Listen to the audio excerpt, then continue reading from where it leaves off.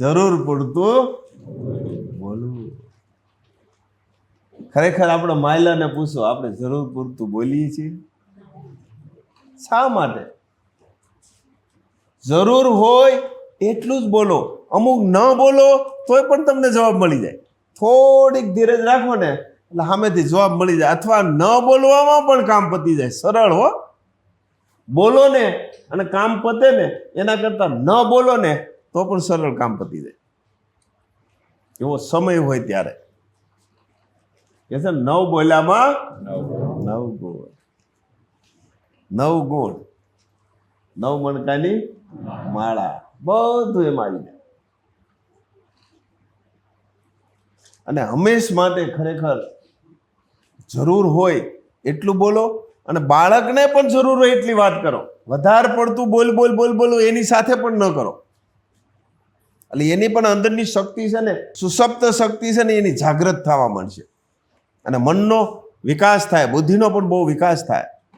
અને આપણે ઝીણું એવું હોય નથી બોલ બોલ બોલ બોલ ચાલુ જ રાખી, સતત ચાલુ રાખી, સતત. એક જાય તો બીજો આવે, બીજો જાય ત્રીજો આવે. થાય જ છે ને. જો તમારું કોમ્પ્યુટર જો થાકી જતું હોય તો આ તો નાનું બાળક થાકી જાય બિચારો. અને બાળક ઉછેર ખરેખર ખાસ એવો કરો કે બાળક એની આપમેળે જે તૈયાર થાય છે ને, એની ઘણી બધી એવી શક્તિઓ છે ને, એ ખીલે. અને તમે એટલો બધો પ્રેમ આપી દો ને એટલા બધા લાડ આપો છો કે એ શક્તિઓ ખીલવા જ નથી દેતા.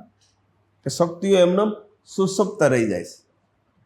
અતિશય અતિ આપો છો, અતિ ન આપો, અતિનું પરિણામ ભયંકર આવે. અતિશય નહીં. હરેક વસ્તુ લિમિટમાં રાખો. અતિ કોઈ પણ ખોરાકમાં મીઠું નાખી દીધું હોય શું પરિણામ આવે?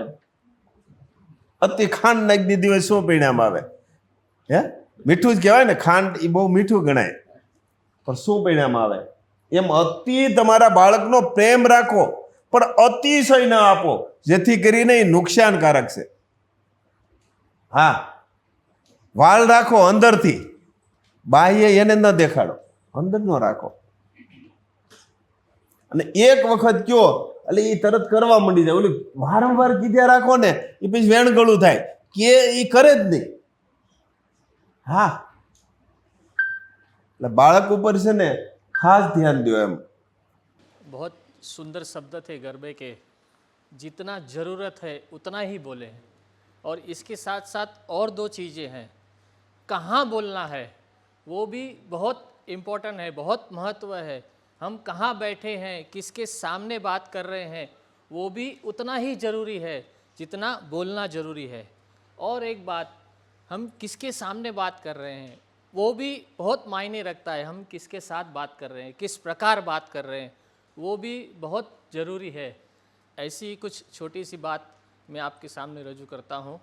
मैंने अपने जीवात्मा से एक प्रश्न किया कि हमको जहाँ हमेशा के लिए जाना है तो उसके लिए हमने क्या किया है, उसके लिए कुछ तैयारी हमने की है.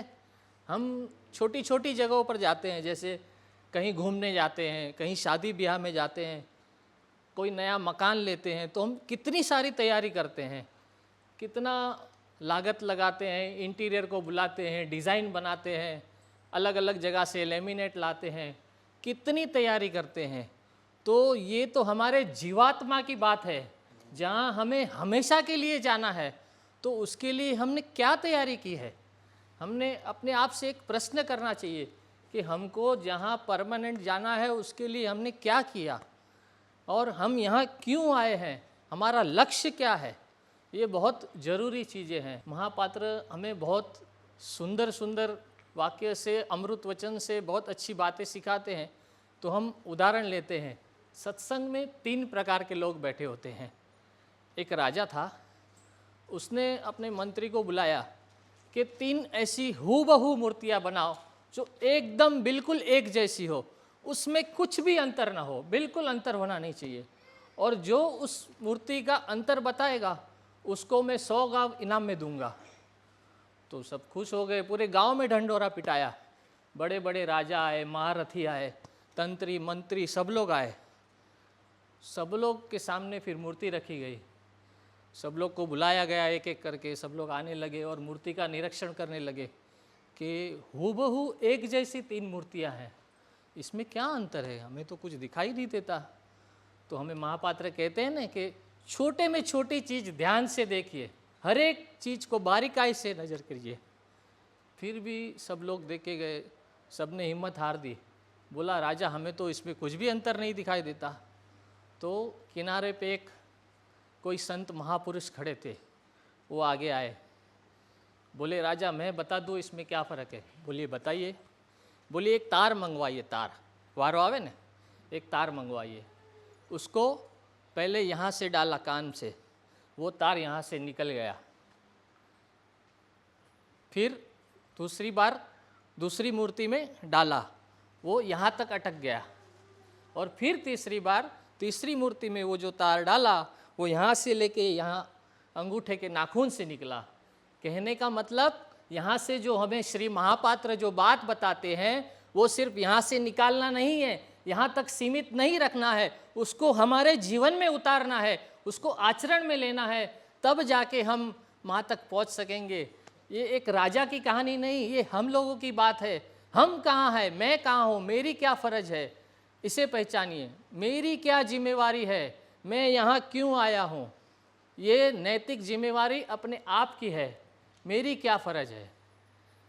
ऐसे अपना पहले लक्ष्य निर्धारित कीजिए कि मेरा लक्ष्य क्या है। हम जब ऊपर से नीचे आते हैं, माँ को वचन दे के आते हैं कि हम ये करेंगे, हम वो करेंगे, लेकिन नीचे आने के बाद जो सब ने किया वही हम करते हैं। हमारी फर्ज क्या है, उसको पहचानिए। જે છોડીને જવાનું છે એના માટે સતત મથતા રહે, સતત જ્યારથી ખબર પડે ત્યારથી. ન ખબર પડતી હોય ત્યારે તો વાત અલગ છે, નાના હોય ત્યારે, પણ ખબર પડવા માંડી ત્યારથી સતત એમાં ને એમાં છેલ્લે પાછો બધું મેકે, મકાન બનાવે, ઓલું બનાવે, થોડોક સમય રહેતા એ ભાઈને જવાનું થાય. પણ ખરેખર જીવાત્મા માટે, જીવાત્માનો ઉદ્ધાર કરવા માટે, જીવાત્માને શણગારવા માટે, એની બધું તૈયારી કરવા માટે એ તો થાય જ નહીં.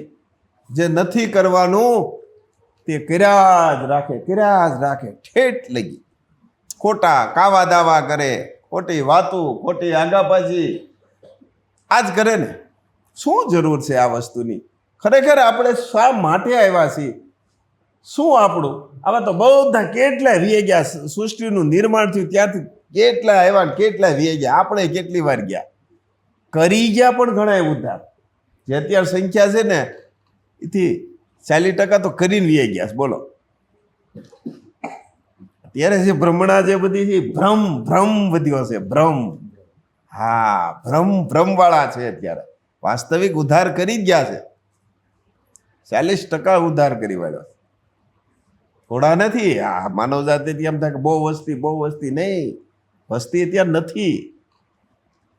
40% જ વિદાય લઈ લીધી, તો અટવાયેલા થઈ એ બધા છે. આ વારંવાર. કારણ કે બીજા માટે કર્યું, પોતાના માટે કર્યું જ નહીં. અને ઓલા રાષ્ટ્ર માટે કર્યું, સંસ્કૃતિ માટે કર્યું, બીજાના માટે કર્યું. નાને તો પોતાના માટે જીણે છેલ્લે લગી પોતાના સ્વાર્થ માટે સતત. ને એવા કર્મ ભયંકર બાંધે, પછી એનું પરિણામ એટલું ભયંકર આવે, એમાંથી છૂટતો નથી. માટે એવું કરો कि तुम्हारा जीवात्मा उद्धार थाय। तो श्री महापात्र इतने अनमोल वचन हमें कई बार कहते हैं कि हम राम के समय में भी थे, हम कृष्ण के समय में भी थे, आदि अनादिकाल से हम थे। तो आज तो साक्षात है, अब उनको पहचाने, और ये आखिरी मौका है, ये आखिरी तक है। अगर अभी नहीं तो फिर कभी नहीं। जय महाविष्णु। भले जे थયું તે એટલા બધા અવગુણો છે, એટલા કોઈ સીમા ગુણ તો છે જ નહીં, અવગુણો છે. છતાં માં ખુદ આવ્યા છે ધરતી પર. હા, લીટી મરવી લ્યો, બાકી મરાહે નહીં. કરવું જ પડે, પ્રકૃતિનો નિયમ છે, કર્મનો સિદ્ધાંત છે, કરવું જ પડે. એમાં છૂટક્યો નથી કોઈ પણ હોય. વીર વિરાંગનાઓ તમે જોવો બધાય કરી ગયા ને, કેવડા સંઘર્ષો, કેવડા પાંડવોને કેવડા સંઘર્ષો, બધાય તમે એક એક જોવો બધાય. કર્ણ, અશોક, હે શિવાજી, આ જે ખરેખર કરી ગયા એ બધા કેવડા સંઘર્ષ, સતત એવું નહીં એક સંઘર્ષ કર્યો પછી એને પછી આવે જ નહીં એવું નહીં. હજી આ પૂરો ન થાય ને તો ઓલો તૈયાર જ હોય, એ હજી પૂરો ન થાય ને તો ત્રીજો તૈયાર હોય. સતત નાના હોય નાથી સંઘર્ષ. અને આપણે તો શું સંઘર્ષ આવે? હાલો એકેય સંઘર્ષ આવ્યો અને આવા સંઘર્ષ આવે તો શું કરો તમે? શું થાય? શું સંઘર્ષ છે? બ્રહ્મા, એટલા બધા બ્રહ્મા છીએ, એમ થાય કે આપણે ઓહો દુઃખ દુઃખ ને દુઃખ જ છે. ખરેખર દુઃખ છે જ નહીં. શું છે? ખરેખર આવી તક મળી છે તો કોના માટે છે? લઈ લ્યો, ફરી મળશે નહીં. સ્વનો ઉદ્ધાર કરો, જીવાત્માનો ઉદ્ધાર કરો. જય મા.